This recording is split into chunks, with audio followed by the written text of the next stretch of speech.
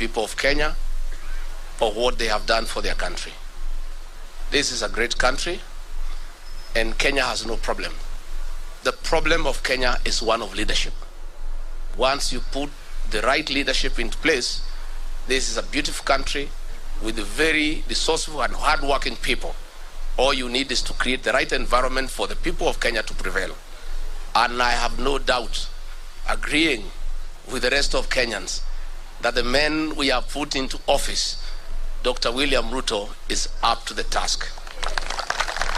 So, Your Excellency, mine is with a lot of humility to assure you that myself and the team under you, we shall give you the necessary support so that you can pretend over the transformation of this beautiful country. We shall work day and night, but I must admit that though we may not be able to be as hardworking, to be as zealous, to be as passionate as you are, we'll give it our best shot. And I want to urge all our colleagues in this struggle, those who have been persecuted, those who have wounds, please let this victory heal all our wounds. And let us get to work. We have work to do. We are inheriting a dilapidated country with a 10 trillion public debt. We are inheriting a country with 6 million young people who have no jobs. We are inheriting a country with 14 million Kenyans in CRB. We have work to do. And let nobody cheat you that it is easy. We have to work from day one. So let bygones be bygones, and let all those who are against us, we invite them to join us. We build this country together. We have nothing against anybody because we are Kenyans and we are good people. And all we want is the economic transformation of our beautiful country. Before I invite our president, let me take this opportunity, Your Excellency, if you may allow me, give a word of assurance to the public service. We are aware that your morale is low. We are aware you feel demeaned. We are aware you have become non-productive because of what you have been taken through. I want to assure you on behalf of my boss that our first job is to restore the dignity of the public service. Our first job is to cushion civil servants from harassment by officers in the police force under the guise of fighting corruption. Our work is to protect the civil servants from extortion. Our work is to make sure that we get a working public service to assist us in the management of the affairs of this country. And I have no doubt in my mind that if all of us support Dr. William Ruto and his team, in a year's time, he will restore Kenya to where President Mwai Kibaki left us. It is now I'm the most privileged person to invite a brand new president. So join me in inviting the President of the Republic of Kenya, Dr. William Samoei Ruto, to come and say something.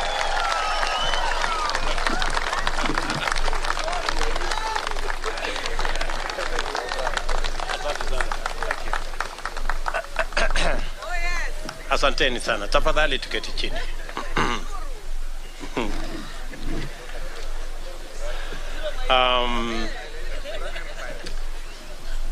Of course you agree with me that I am overwhelmed.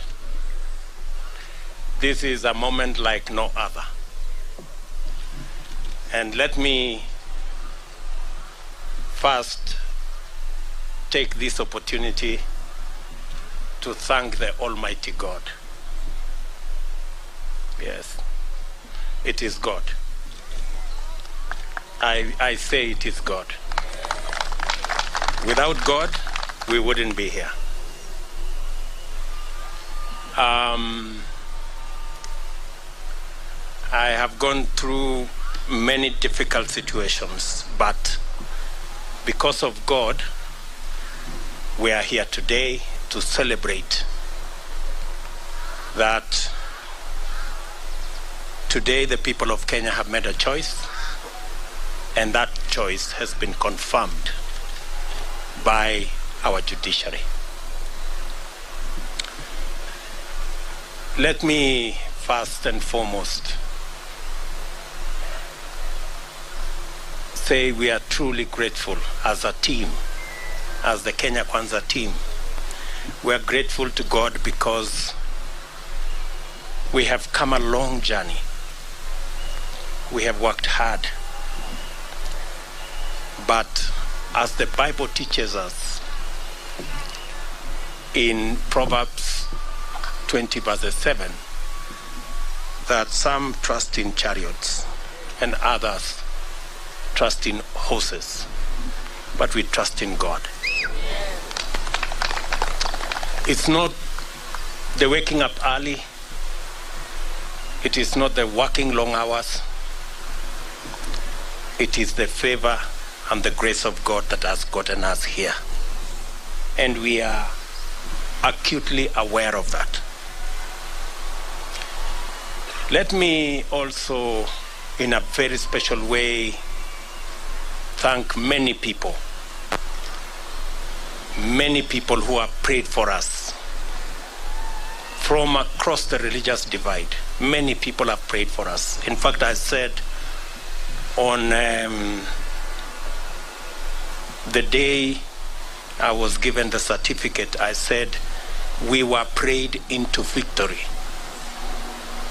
I want to thank many people who prayed across this country. Many people fasted. And we are truly, truly grateful. And I want to say to the people of Kenya and to those who have made effort to get us here that we will not let you down. We will work hard and we will not let you down. Let me also, in a very special way, thank my friends. Starting with my wife Rachel, who prays for me every day. Before I leave the door from that house behind me, she always holds my hands and prays for me. And my children, for believing in me and always encouraging me. Very special thanks goes to my friends seated here, the people we started this journey with, under very difficult circumstances. I know many of you have suffered because of being my friends. Many of you have been taken to court. Many of you have been harassed, your children, members of your families. The only crime is that you chose me as a friend. I don't take it for granted that you are my friends. We started with many of you who are formerly members of Jubilee. You know what happened to us. I do not want to say. But we believed in a better Kenya. We believed in a freer, more democratic, more rational Kenya. Along the way, many brothers and sisters joined us from other political parties. I want to also say a very big thank you to them. They gave momentum to our journey. And I want to say asante sana.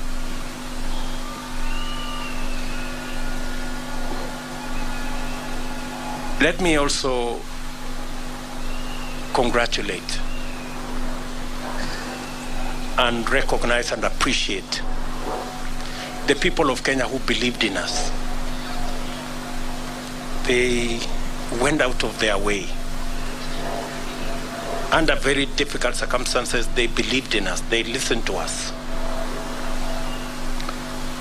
You know, the legendary Mamamboga and Boda Boda guys, they are the heroes of our campaign. They defined this election. They were the embodiment of our quest for a better economy for our Kenya, for our country. The millions of Kenyans who believed in us. today,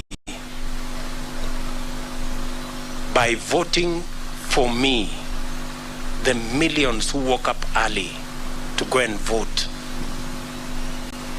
they have not only voted for me, but they have opened doors and gates for their own children in every village, in every neighborhood, knowing very well that their children as well can become leaders.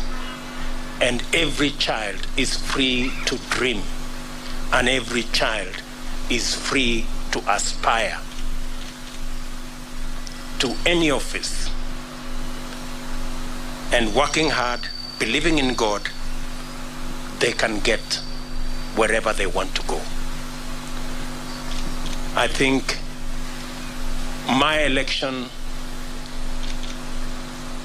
opens possibilities for all our children, irrespective of their background, irrespective of where they come from, irrespective of their financial status. But this afternoon, with the unanimous decision of the Supreme Court of Kenya, our lengthy, suspenseful, and protracted election has come to an end. My fellow presidential candidates and I made our respective cases before Kenyans and submitted ourselves to their sovereign decision at the ballot. After the results of the votes were declared, it was taken up before the Supreme Court for scrutiny to make sure, beyond all doubt, that the will of the people had prevailed. The court returned its verdict, and I welcome it with tremendous humility. I salute the judges of the Supreme Court who have performed their duty with utmost fidelity to the Constitution. They listened to all parties, considered all issues, applied the law, and demonstrated their learning, impartiality, and patriotism. Their professionalism has elevated the stature of the judiciary, enhanced the place of petition process in legitimating election results as the true reflection of the people's decision, and afforded the nation an opportunity to reflect. It also afforded the nation an opportunity to debate and to come to terms with the implications of the last general election. I do not take this for granted, and I thank the judiciary in general and the Supreme Court in particular for staying strong as the shining beacon of constitutionalism and the rule of law, even in the most daunting of circumstances. And you know what I mean.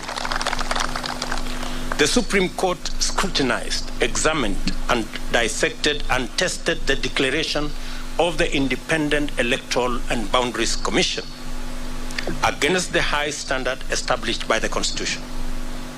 The decision vindicated the Commission's effort to go all the way and deliver an election that exceeded public expectation and fully met the constitutional threshold of a secure, transparent, free, fair, and accountable election.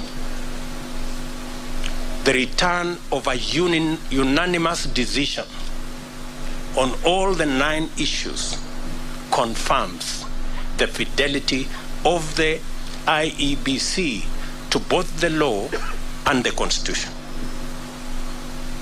I therefore commend the Commission for their noble achievement at tremendous and regrettable cost to serve the people of Kenya by ensuring that their sovereign will is upheld. As I do that, we are all aware that there are men and women who lost lives in this election when they shouldn't.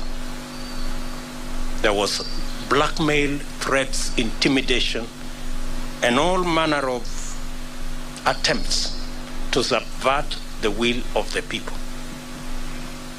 the IEBC stood firm. The judiciary has vindicated the IEBC. This appreciation takes us to the point of proper appreciation of the just concluded legal process.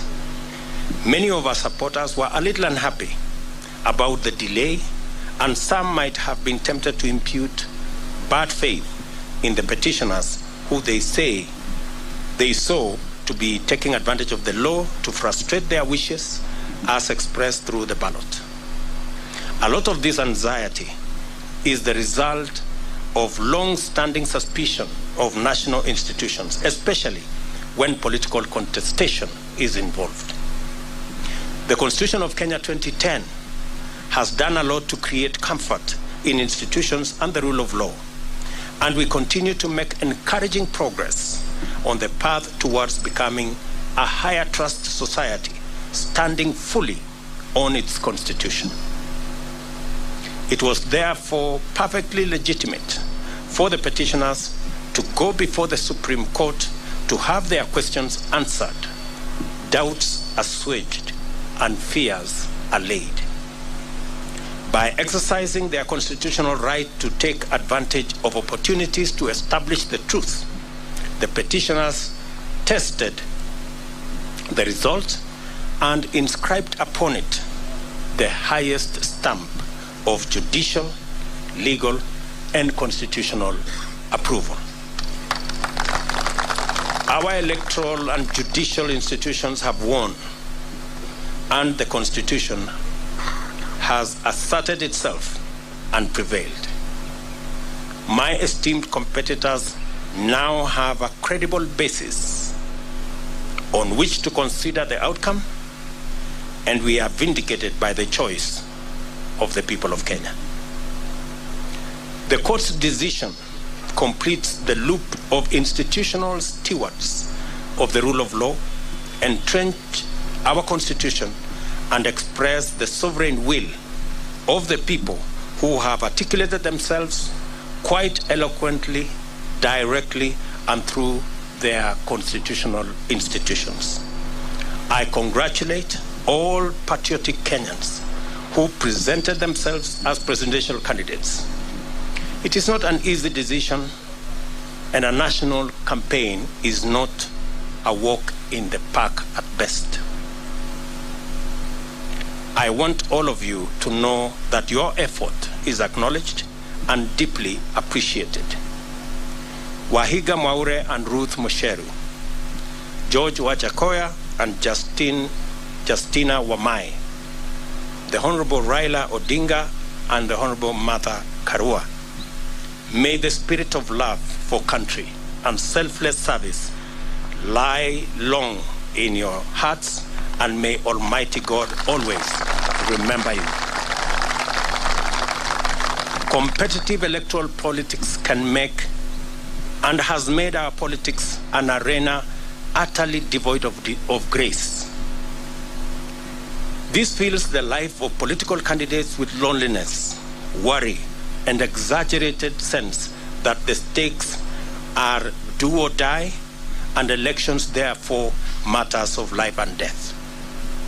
It poisons political competition, exterminating the sporting spirit which unites winners and losers by enabling them to access the grace to define their relationship in terms of what they share and not what divides them.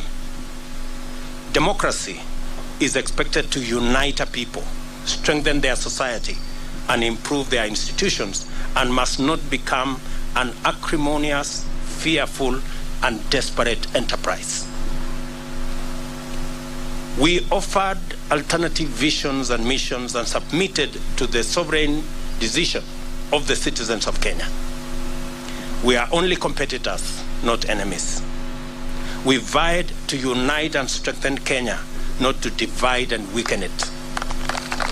I therefore consider all of my competitors to be my worthy compatriots. Kenyans are united in the quest for a better society that is kinder to its children, gentler on the vulnerable, respectful of their rights, and committed to serving them. Those who voted for me, as well as those who voted for my competitors, want the same thing for themselves and for their children.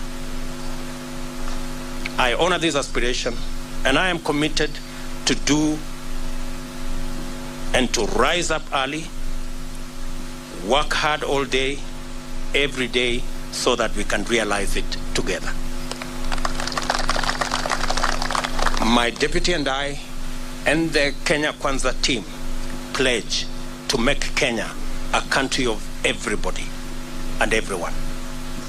My administration shall do justice to all, regardless of their social status, religion, ethnicity, gender, whether they voted at all or whom they voted for. I therefore extend a hand of brotherhood to all my competitors and to all their supporters. We are not enemies, we are Kenyans. Let us unite to make Kenya a nation where everyone shall be proud to call home. My administration will recognize in full the now established tradition of honoring our leaders who have served this nation and shall not in any manner interfere with their privileges and their entitlements in retirement. They are revered elders of our nation who deserve respect at all times. It is now time for us to prepare for the day when we wake up to the momentous duty to serve Kenyans. Let us all reflect on our contribution and look forward to build this country and nation together to achieve the glory of Kenya, express its heritage and splendor, and fill every Kenyan heart with thanksgiving. As I said earlier, the hero of our campaign is the legendary Mama Mboga and Boda Boda. The hero of the election is one Wafula Chebukati and the Independent Electoral and Boundaries Commission. And the hero of our democracy and the rule of law and constitutionalism is our judiciary. We celebrate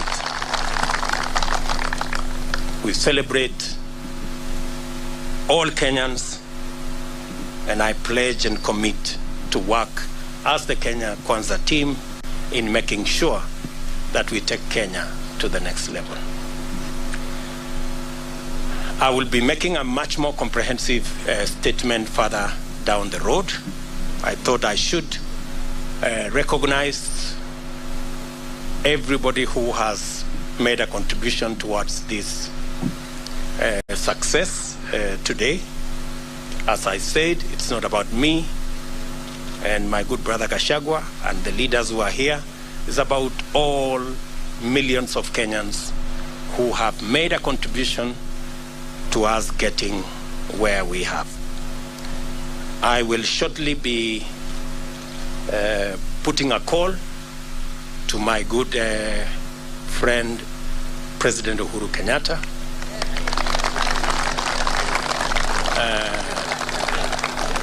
We have not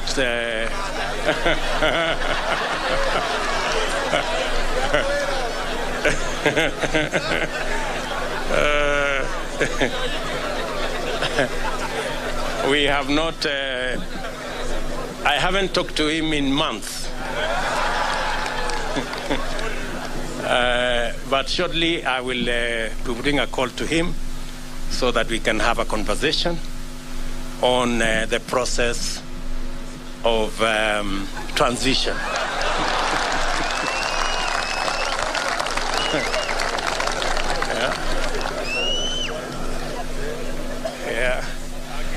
I know he worked hard in his in his own way, but the people of Kenya have made a decision,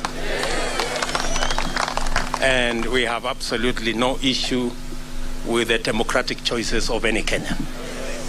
You remember I said earlier, when I chose to support Uhuru Kenyatta, I did not give him conditions that he must support me.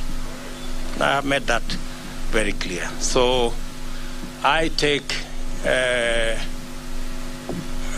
no offense at all that he decided to choose and support somebody else. And therefore, we will remain friends as we have been in the context of where we are. And, and we look forward to building on the foundation that's already there in the many issues that I worked with him, and be able to take Kenya to the next level in the many things that we would have wanted to do that we did not do. We are a very responsible people. Government is a continuous enterprise, and we will complete all the projects that have not been completed, as we have said, and we will build on that foundation the programs that we have committed to the people of Kenya, and we will hit the ground running because we are aware of what we need to do. I will also be putting a call to my worthy competitors, beginning with Raila Odinga, my worthy competitor, with his Azimio team, so that we can begin to contextualize how we are going to work together for the people of Kenya. Those of us who will be working from the executive, and the Azimio team who will be working from the opposition.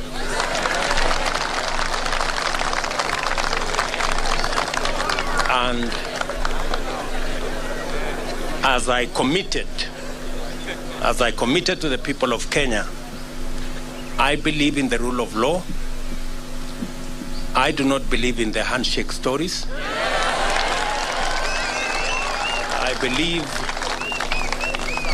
I believe in an accountable government held to account by a responsible opposition. That is how Kenya is going to move forward. And so I look forward to a conversation on how they will hold us to account and make sure that we deliver on the commitments that we have made to the people of Kenya, and public resources are put to good use in an accountable manner, and so that we can reap the benefits of what the people of Kenya have done in electing us into office.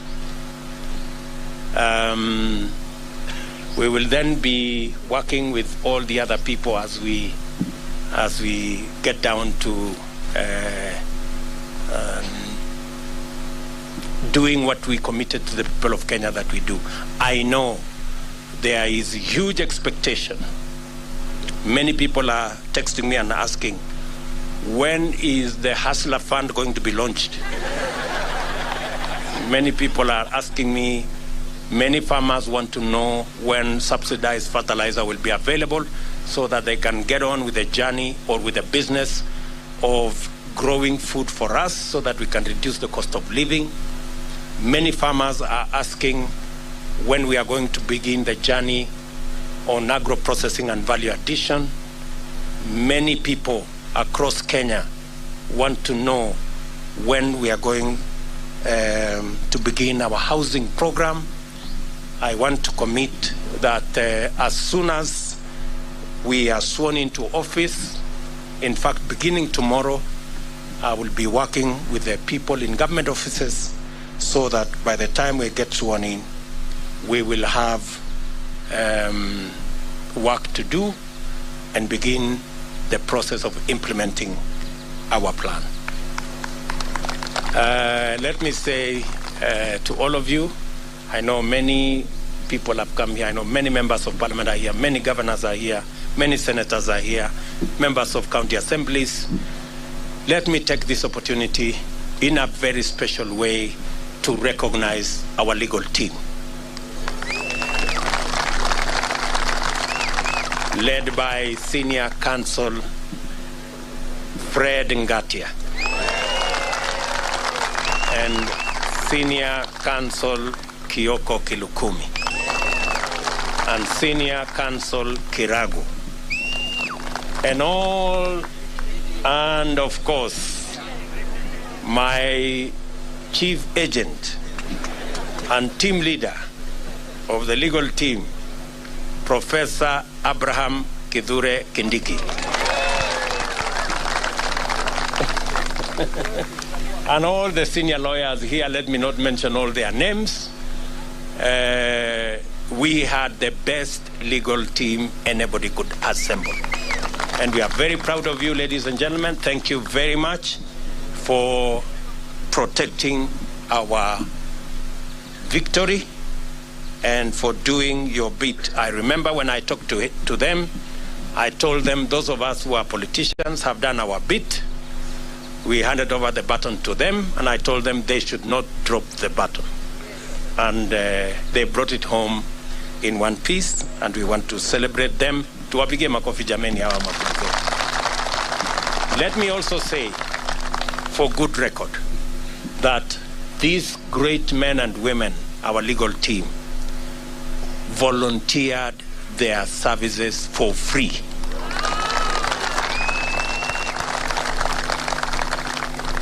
It is amazing that they said this is a patriotic duty they are doing for their country. And they were going to donate their time, their intellect, their professionalism to make sure that they do that is what is right for Kenya. Ladies and gentlemen, I sincerely appreciate on behalf of the Kenya Cancer team your sacrifice, your contribution, and your commitment to this journey. Asanteni sana. Of course, there are many volunteers.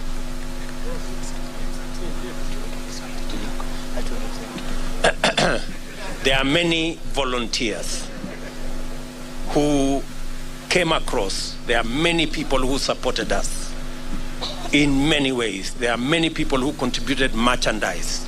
Many people contributed resources of all types, merchandise, airtime, equipment, transport, and it was just amazing. We ran a campaign. Many people believed that I was very organized, but I want to tell you, it was it was not me. Everybody made a contribution. That's why the whole thing looked seamless.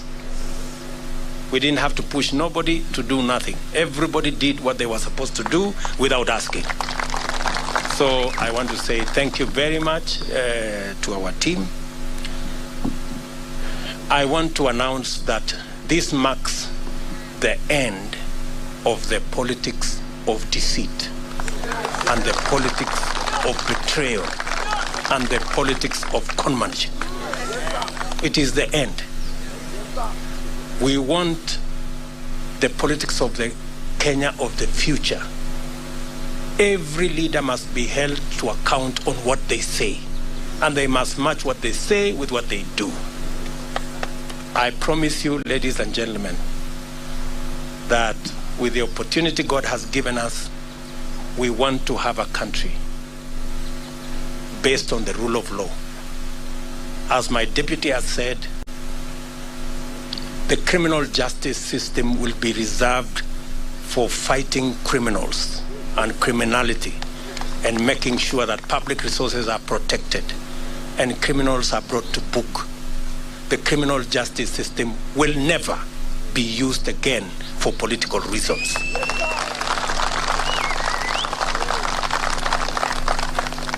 Let me say it again.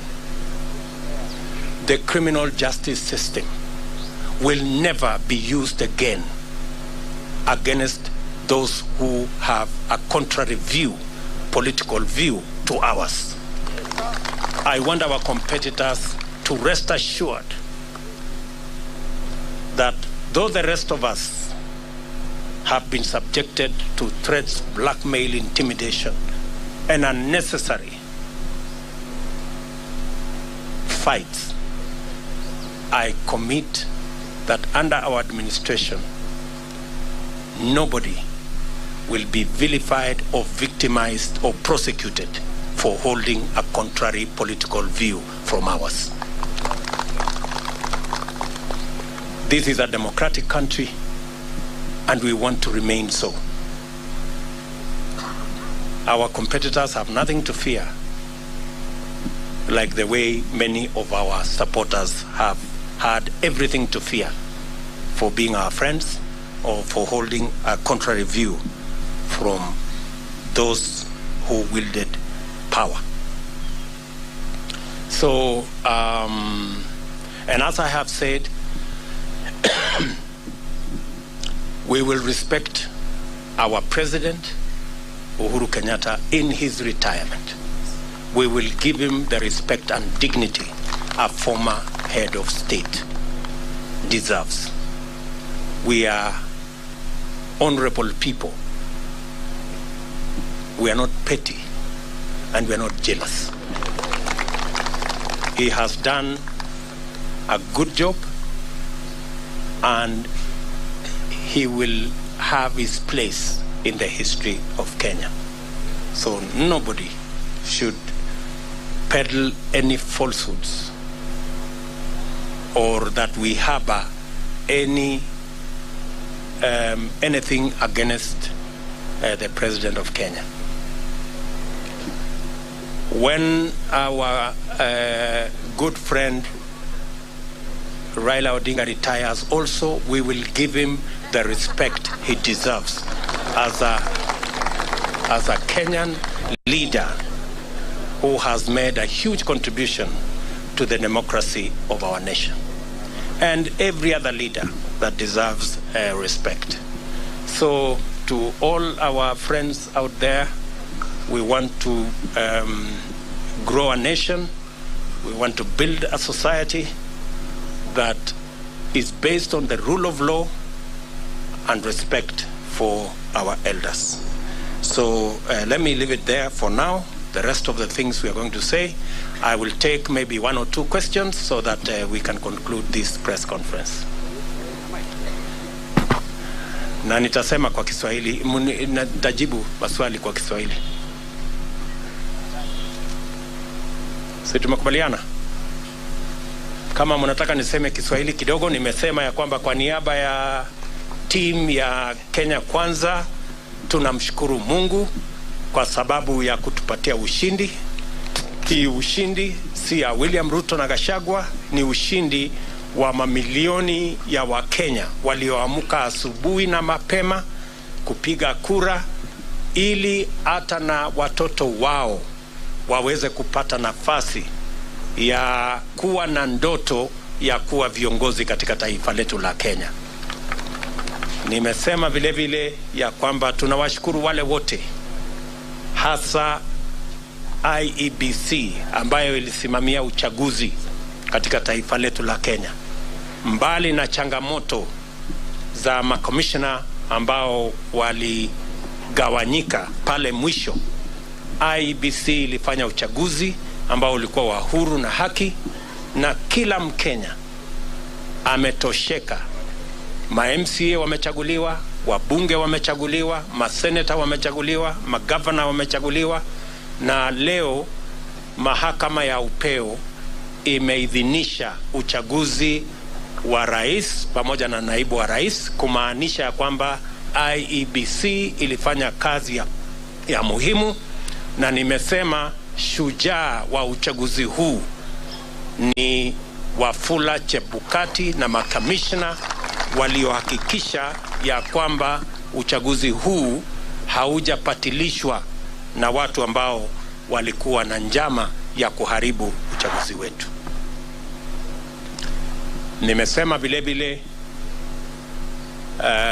tutapata nafasi kama viongozi kuongea na rais wetu ambaye anaenda kustaafu ili tuweze kupanga mambo ya kukamilisha succession kwa njia na taratibu ambayo iko na heshima.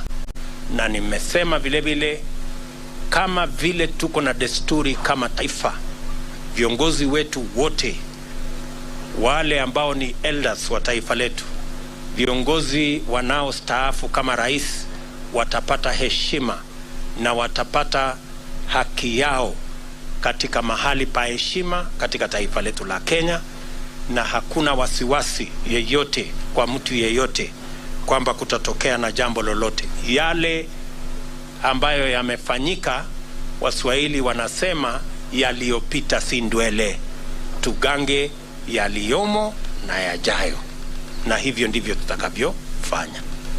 Tumekubali vile vile ya kwamba kamwe criminal justice system katika taifa letu la Kenya haitatumika kuendesha mambo ya siasa katika taifa letu la Kenya.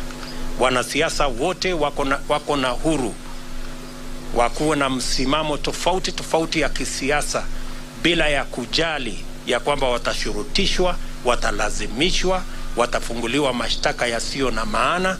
Hiyo haitafanyika katika taifa letu pale tukiwa viongozi katika taifa letu la Kenya. Wananchi wengi wameangaishwa, wamesumbuliwa, wamefanyiwa mambo mengi kwa sababu ya misimamo yao ya kisiasa, na tumesema haya mambo tutayakomesha. Tunataka kuwa na nchi ya demokrasia, mahali maoni ya kila mtu ni ya muhimu na hakuna mtu atashurutishwa kuwa na msimamo mmoja ama msimamo mwingine. Any questions, good people? Thank you very much. I don't think you have any questions. Uko na swali ya kusema nini? Sema jina. Thank you so much, Your Excellency. Congratulations on your win. My name is Ibrahim Karanja. I work for NTV. Yes, you have repeatedly said during the time the IEBC declared you as a winner, and even now when the Supreme Court has upheld your win, that you will work your government and with the opposition to the extent that it remains in the opposition. From where you sit, how should Kenyans take then your move of incorporating members of parliament who were elected in what were opposition parties in the election? Thank you so much. Thank you very much. You know, as I have said, there are many people who today are in Azimio, not because they want to be.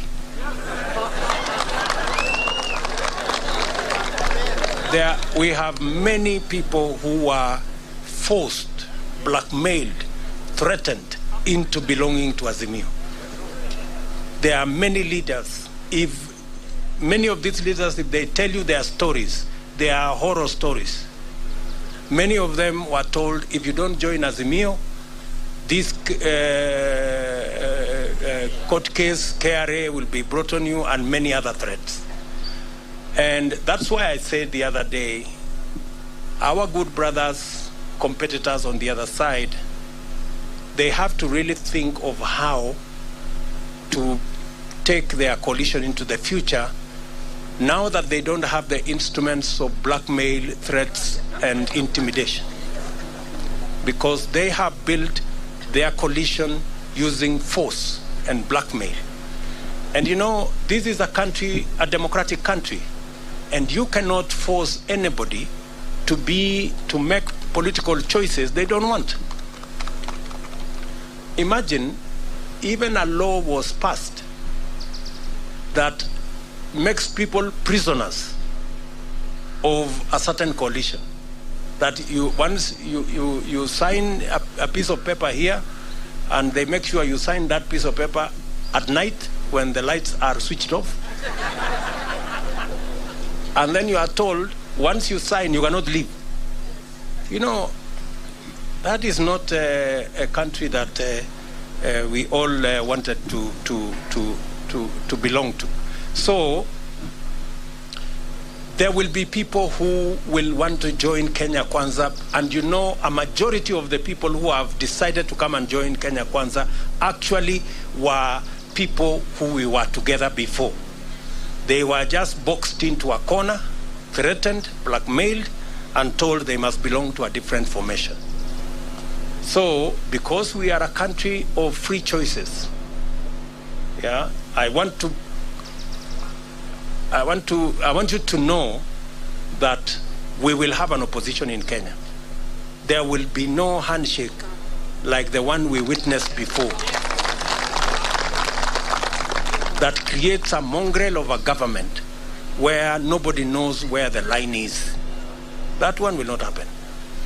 But there will be people who will choose because of preference, because, for example, I'm sure maybe you are talking about Ali Roba and his team. Ali Roba and his team are members of Jubilee. We were together.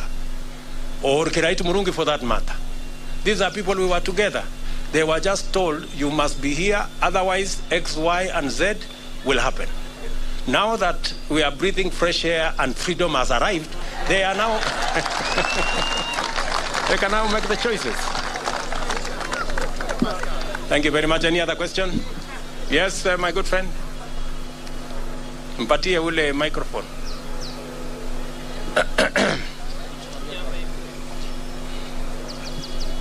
Congratulations, Sir President William Ruto. Asante. My name is Kevin Mihona from Mwangaza TV. Yes. Your Excellency President, there are young men like us who had some different thought about the verdict of this ruling with the court. What would be your encouragement to them? They are burning. I've been from the streets of Nairobi, and some of them are burning.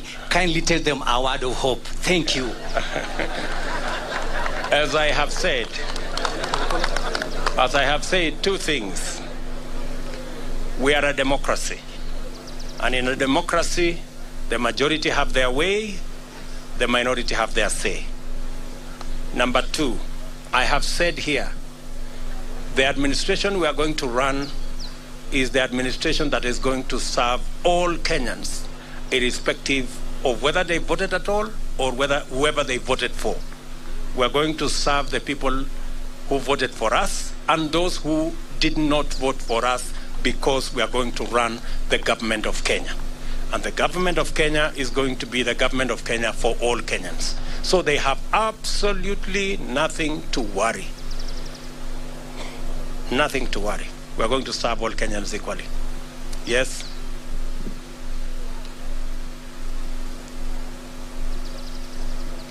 Mr. President, congratulations. Thank you. My dream was to be a professional footballer, but I had to kill that dream. What's your plan now that you're in power in terms of stadiums and making sure the football in this country works?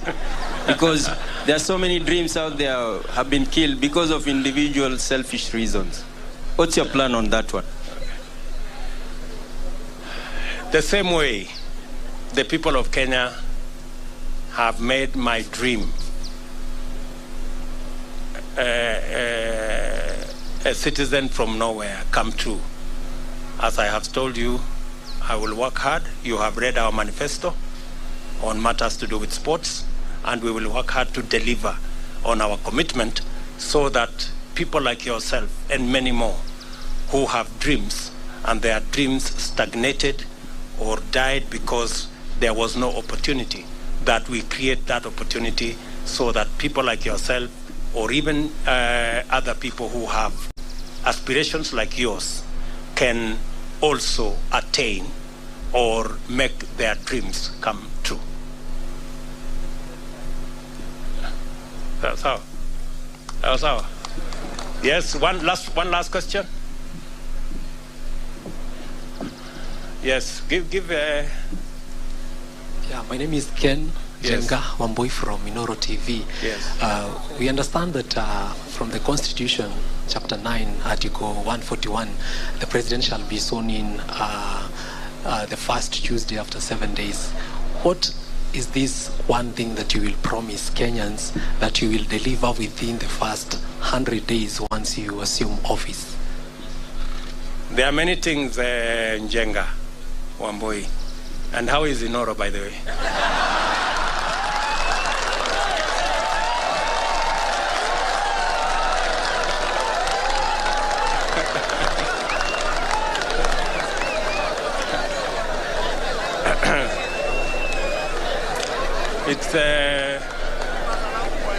It's good to have you around.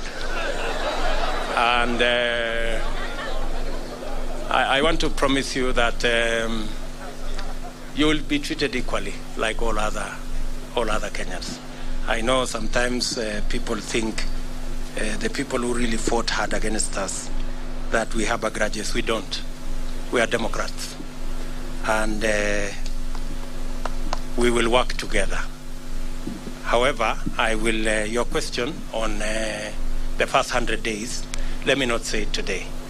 I will be making a statement on my inauguration. Just be patient kidogo. Sawa Bwana Njenga.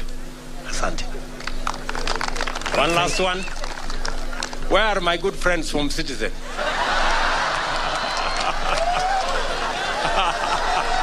Citizen.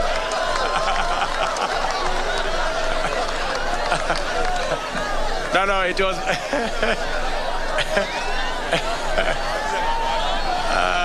Citizen.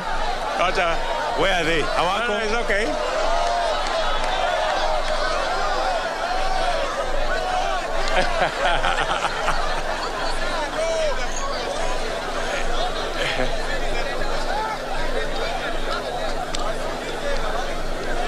Yes.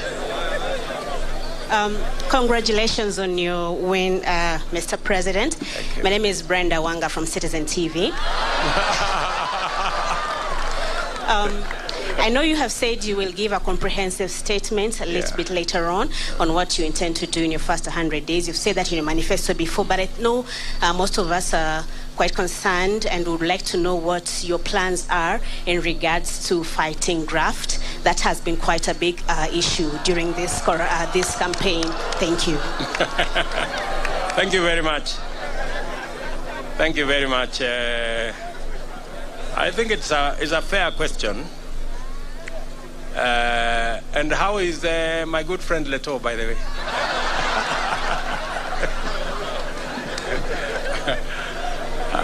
And say hello to Chemutai Goin. So, as I have said, I am going to make a comprehensive statement. And I want to promise you that among the things I want to do on the 100 days, one of them is going to be about tackling corruption. So expect a statement and expect there